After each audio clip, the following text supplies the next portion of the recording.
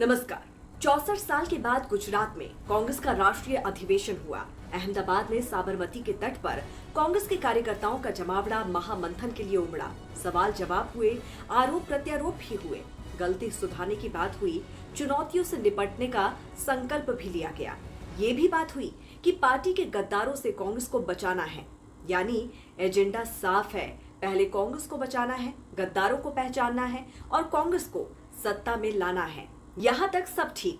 कांग्रेस को वापसी करने का अधिकार है, लोकतंत्र यही कहता है।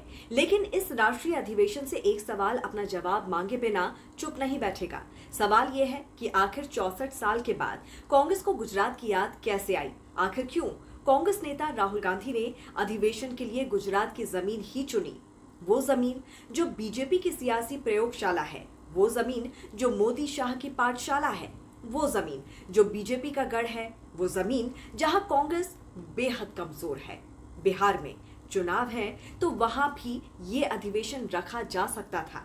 गर्मी बेहद ज्यादा है, इसीलिए हिमाचल में भी ये अधिवेशन किया जा सकता था।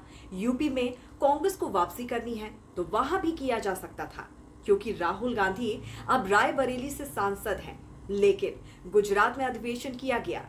तो आपको बताते हैं कि कांग्रेस इस बार बीजेपी के लिए बड़ा चक्रव्यूह तैयार कर रही है। कहते हैं लोहा लोहे को काटता है।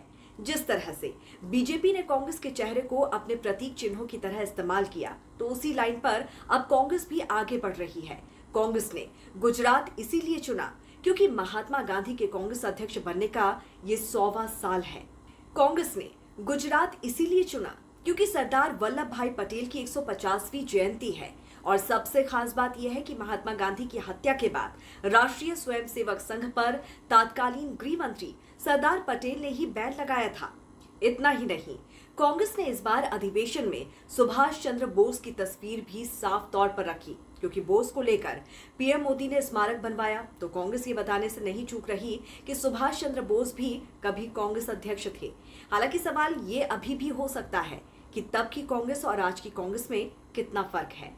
ऐसे में पुराने प्रतीक चिन्हों के दम पर मौजूदा सियासत कब तक? कांग्रेस की रणनीति अधिवेशन के बहाने महात्मा गांधी और सरदार पटेल की विचारधारा के दम पर अपना सियासी वनवास खत्म करने की कोशिश में है। तभी अधिवेशन के पहले दिन सरदार वल्लभ भाई पटेल राष्ट्रीय स्मारक में CWC की बैठक की गई। गुजरात में पिछले 3 दशक से कांग्रेस सत्ता से दूर है, जो हाल यूपी में है, बिहार में है, कमोबेश दिल्ली में भी है, तो वहीं वनवास गुजरात में जारी है। ऐसे में कांग्रेस अपने खोए हुए जनाधार को पाने के लिए गुजरात के अहमदाबाद में मंथन कर रही है। तो वहीं अधिवेशन के दूसरे दिन साबरमती रिवर फ्रंट पर महात्मा गांधी को याद किया गया। संदेश साफ है कि कांग्रेस महात्मा और सरदार की जन्मभूमि से बीजेपी को चुनौती दे रही है। कांग्रेस ने पार्टी के राष्ट्रीय अधिवेशनों के ऐतिहासिक फोटो को चुनते हुए एक वार्षिक कैलेंडर जारी किया, जिसमें गांधी, सरदार, पंडित नेहरू, सुभाष चंद्र बोस और दूसरे तमाम बड़े नेताओं के चेहरे दिखाए गए।